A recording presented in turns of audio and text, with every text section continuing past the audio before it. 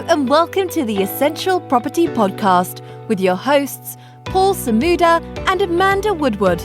With 45 years of combined experience in the world of property buying, selling, investing and developing, they are here to share with you their knowledge in the Stoke-on-Trent, Newcastle-under-Lyme and Crewe property market. Let's get started.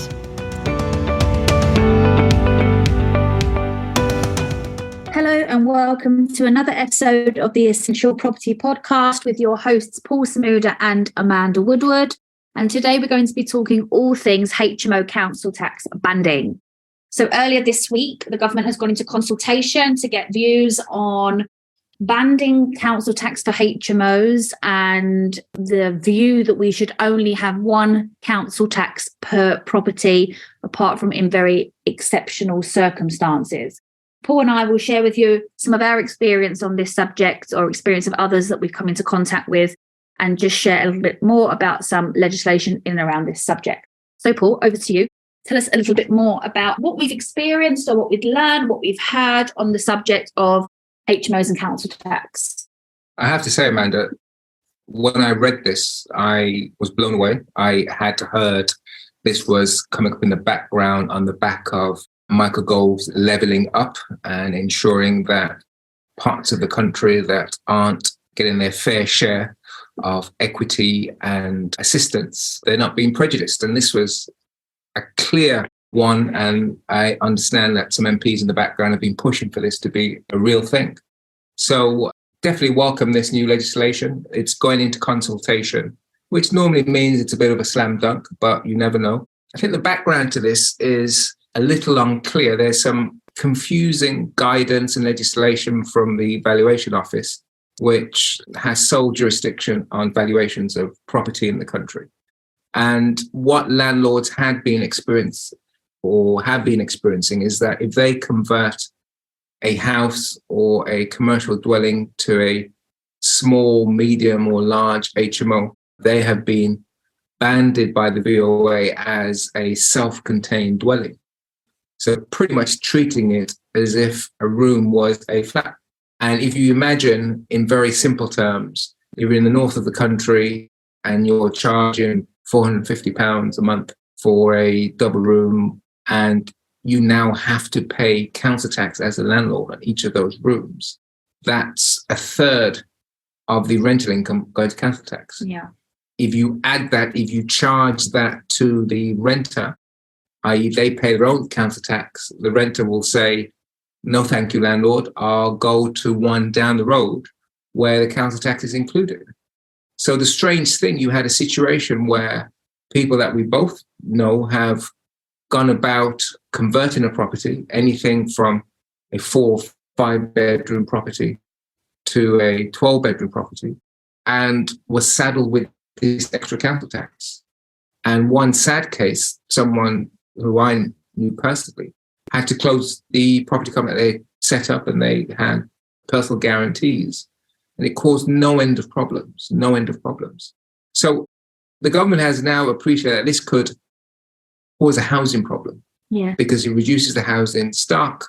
It's a disincentive for development for landlords like ourselves and our listeners. It puts a bit of a challenge on the renter when they're now asked to pay rent along with council tax. It means affordable accommodation is no longer affordable accommodation. Let's face it, you're paying £500 a month for an ensuite room and another £130 a month for council tax. All of a sudden, you're in the 1-bedroom apartment area and you're trying to run away from that and you want an all-inclusive type package. So this is interesting. So the consultation is through to the end of March.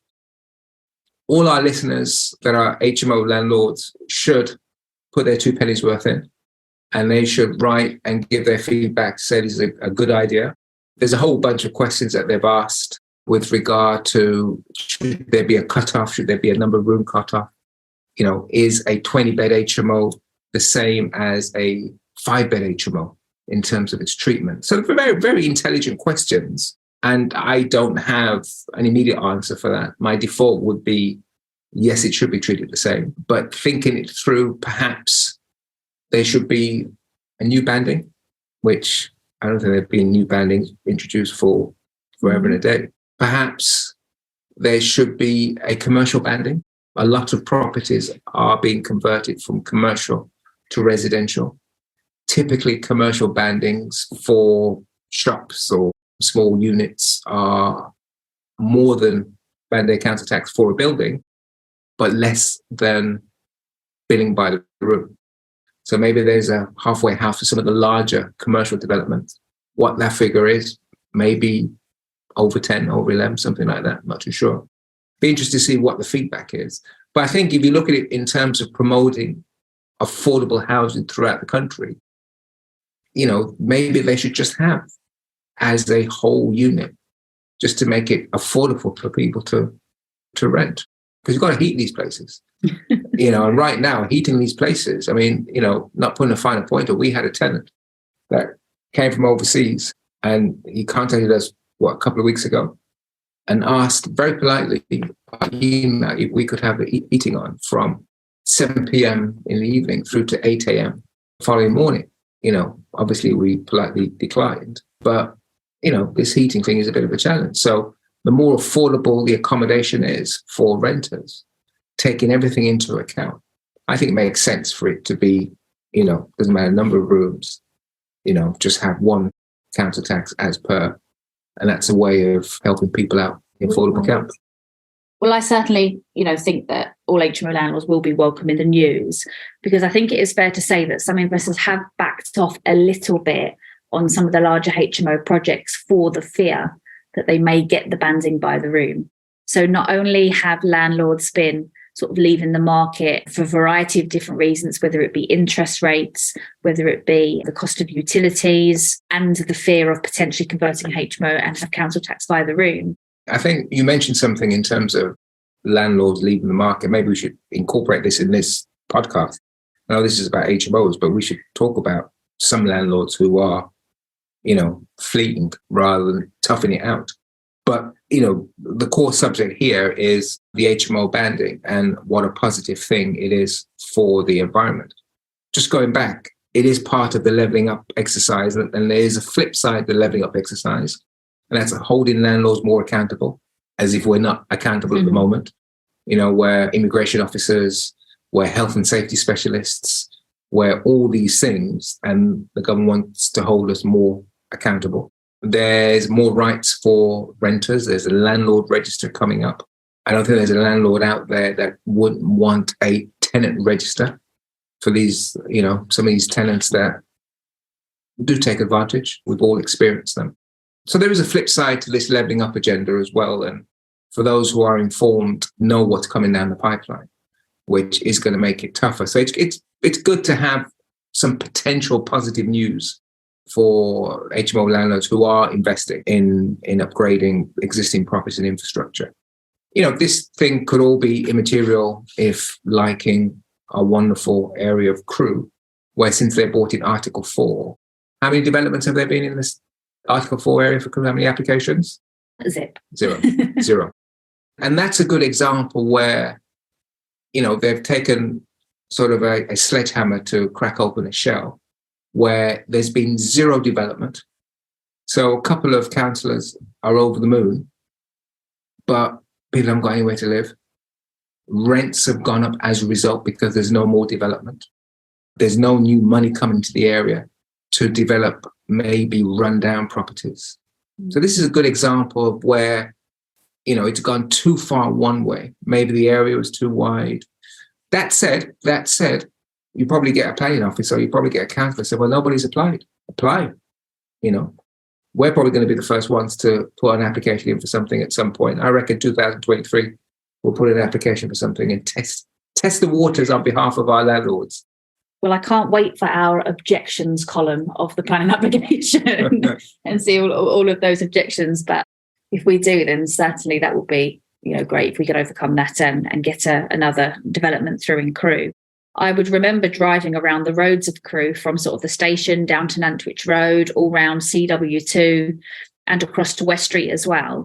And every couple of roads that you would drive down, there'd be a skip and there'll be a team of builders and they'll be churning out the refurbs. Now, okay, that does go a little bit quieter in the winter, but I can't remember the last time that I saw the hustle and bustle of a refurb, a house being stripped out, skips on the street. I can't remember the last time I saw that in Crewe. It's not good, is it? No, it's not. It good. just feels a bit sleepy. No, it's not good. I mean, considering we have, not in the immediate near future, we have HS2 on the way. We have huge train network flowing through Crewe. And even as small as it is, it's always been dynamic. It's always had a wonderful transient workforce. And as you rightly said, it's become a little bit sleepy because of, as a result of Article 4. And what's happened is now those properties that are already licensed or that already have planning, or you can prove that the property has been running as an HMO before the Article 4 directive came in, those properties are now a lot more attractive to buyers because they're buying something that's kind of ready to go and doesn't have to go through that whole process. So that the upside there is obviously the premiums on the property if you manage to find somebody that's willing to sell. Time will tell on that one, and perhaps we will stick the application in and see what comes of it. Sure. So it's going back to the council tax by the room. I think we should throw our hat in the ring and try to determine whether there's going to be a cutoff in terms of at what point do they start looking at council tax by the room?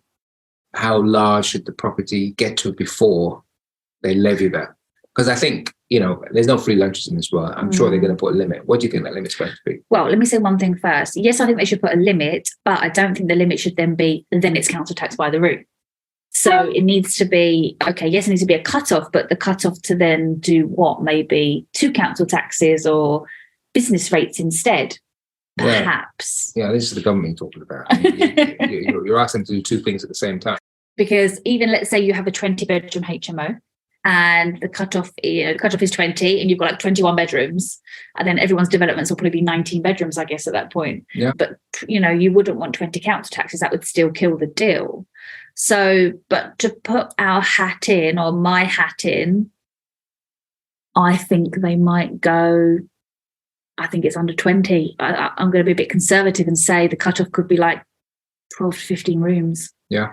That's not what I want, but anything that doesn't look like a house anymore. Yeah. Could potentially be, I'm not sure what criteria would be used, but as you did mention, if you do get a chance to go on, we encourage you to go onto the government's website and check it out. I'll post the link in the show notes afterwards, and also to then fill in the consultation and give your feedback. The more people that are giving the positive feedback, the better. But it does have some questions in here specifically with regards to size, and it even gives scenarios. So it says scenario A. This is how different council taxes can be banded. Scenario A, a Victorian house that is effectively a 5-bed HMO. And then it has scenario B, a guest house that has been converted to a 14-bed HMO. All the rooms have en suites. So they're already defining the difference between shared house and more of an en suite commercial type development. And they're saying maybe the en suite development should have council tax by the room. They're not necessarily saying that, but they're saying they are 2 sort of significantly different animals. In the consultation. The irony of this thing? The irony of it is that why does an ensuite make something self-contained? That's true. Do they want HMOs to retain a shared bathroom? Back in the old days, things have moved on, which is what they've actually said. The quality of HMOs have jumped tremendously. And we should applaud developers for bringing a higher quality to this sector so that people can have a good alternative from a living and a residential standpoint, especially if they're only planning to be in the area for about 12 months. They're coming for work or they're coming to be close to a family member or whatever the reason is. My view is that, if you think about it logically, I think they should possibly band it. If you look at it from a planning standpoint, you have to apply for planning from 7 rooms. Yes. So I think, to be fair, you take 7. I think 7 is a lucky number for people in some part of the world. I think our Asian investors like the number 7. Or is it number 8? I'm not sure. Okay. Well, if you go in blocks of 7, so let's say you had a 20-bed HMO. That 20-bed HMO, or let's keep it simple, 21-bed HMO. Yes. That 21-bed HMO would pay 3 lots of council tax. So they'll break it up into 3 7-bed HMOs. I think we would take that all day long. Yeah. And from a council standpoint, from a local authority standpoint, they're getting 3 chunks of money. Yeah. The landlord is happy. The tenant is happy because everything's all inclusive. It's affordable. It's no different to running 3 small HMOs all beat in one building. And I think something like that will go down a tree. I think that's exactly what you need to put on our response to the consultation. Fine. Let's see what happens. I'll do that. And this is important. And we have to stress people shouldn't be complacent. And sometimes it's easy to stand back and believe that somebody else is going to put forward their ideas and their thoughts in terms of the consultation. Okay. So I think this was useful. This was useful for our we have a lot of HMO specialists, as everybody knows. So it's good for our listeners to hear this.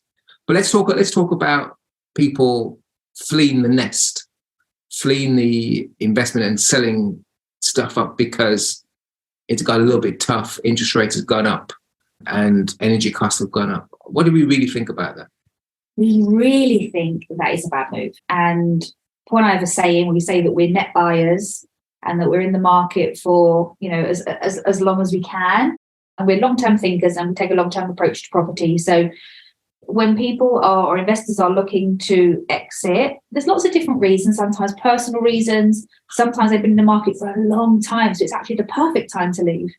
But fleeing because a property isn't quite cash flowing at what you wanted it to cash flow, it's making a couple of £100 less, you're going through a bit of a tough time, we take a different view. And broadly speaking, that view is that property comes good with time, both in an equity standpoint and from a cash flow standpoint. And we would encourage investors really just to take another look at their property to see whether now is really the best time to sell or whether by holding for a little bit longer, they might have a better outcome.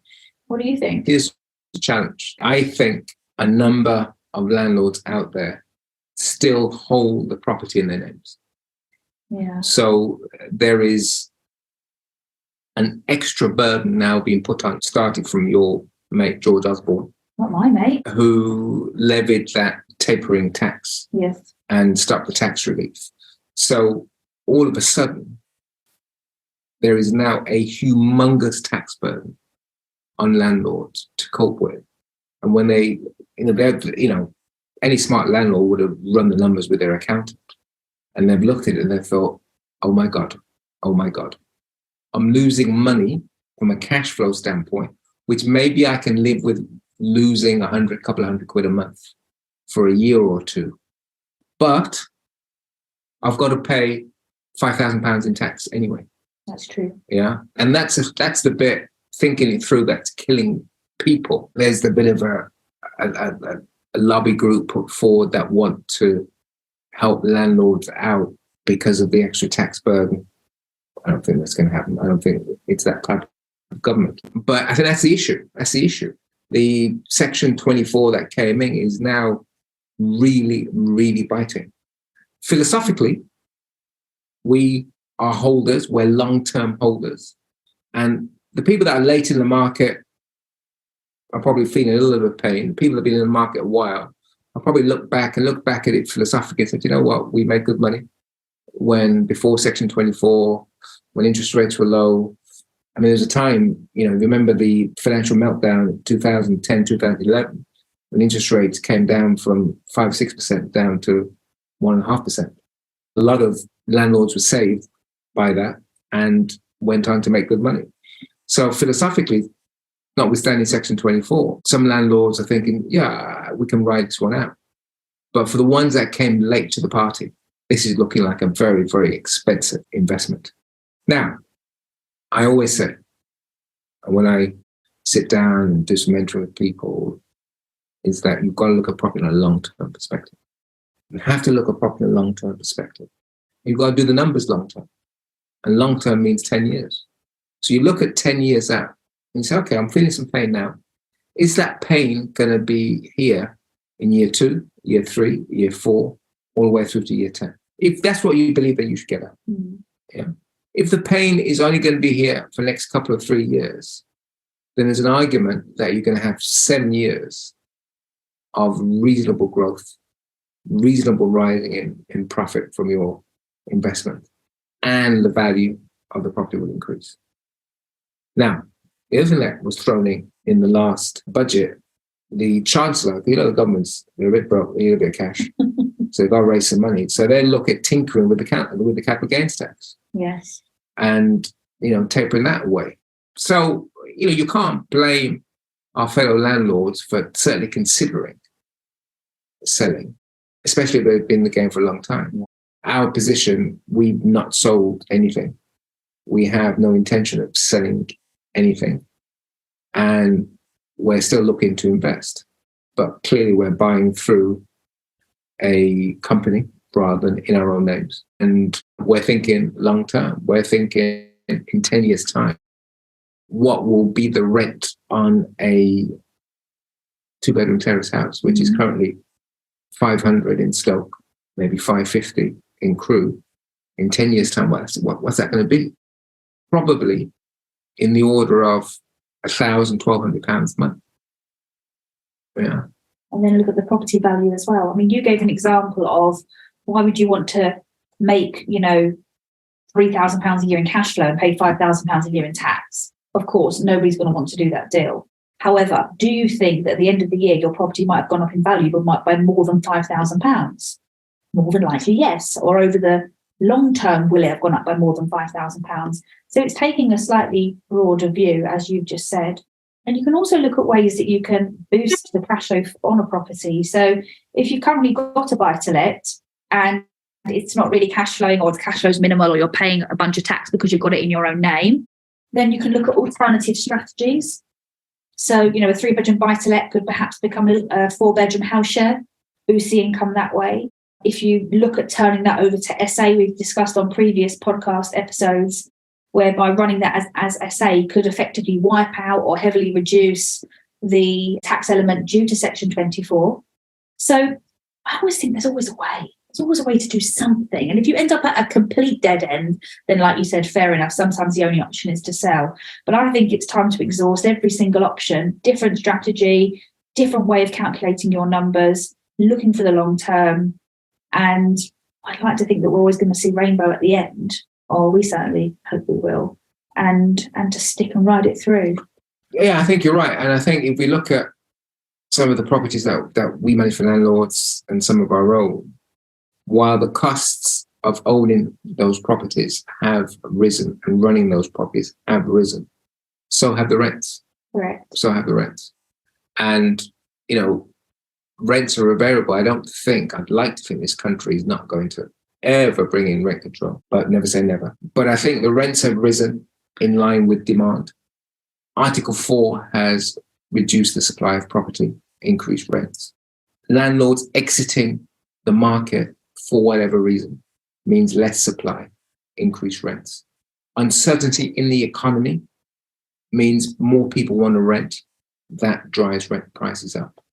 Higher interest rates means people have a lower desire to buy. Yes. Because they're not too sure of their income. They probably couldn't buy what they really wanted to buy, so they decided to stay put. So there's less movement there. That means more people will rent. Puts pressure on rent prices. That means it's going to go up. So in and among this uncertainty in terms of the UK market, the smart money is on increased rent. And, whilst it might not be for everything, on the other side of the equation, long term, and you mentioned, I think a couple of 3 podcasts ago, you said when people sell, what are they going to invest in it? Yeah, that's my quite cold approach. But when investors do say, okay, I'm looking to sell, okay, and then once you liquidate, where are those funds going? And if they're going into something that can generate far better than the return that you're getting from the property, then obviously that's fantastic. But if it isn't, if it's selling out of fear and then the cash is going into the bank and then getting eroded by inflation, then perhaps that's feels like, a safe thing to do, but doesn't really sound like a smart thing to do. I think I said to you last time that there was an article that I read where this is sort of the wealthy set, the really wealthy set. They were selling some of their trophy assets because of the hassle. Okay. And they were buying beautiful pieces of art, really expensive watches and jewelry. on the basis that no hassle, I can enjoy it, I can look at it, and I'm not going to get taxed on it. How wonderful to be in that position. I was about to say, when we get to that elite wealth level, maybe we can have those conversations, but I think we've got a little bit of way to go yet. Indeed. So just to wrap up, great news potentially with regard to HMO and council tax by the room. People should write in and push for banishing of council tax by the room. We don't want it. No. And that's potentially good news. And in terms of people looking to exit, they should talk to us. They should give us a call, have a chat with us. And if they're adamant, we could probably find a buyer for them if they do want to exit the market. But our advice is that property is a long-term investment. Think long-term, think 10 years, think children, think grandchildren. We live on an island. We're not growing, but the number of people on this island is growing. So there will always be demand for real estate. So that's my final word. Anything from you, Amanda? No, I think that's it. So until next time, we'll see you on the next episode. Thanks, guys. Thank you. We hope you enjoyed today's episode, and if so, please hit subscribe and share with those who you think would enjoy it too. To get in touch with Paul and Amanda directly, please visit their website www.essentialpropertyoptions.co.uk for more information. We look forward to sharing with you on the next episode.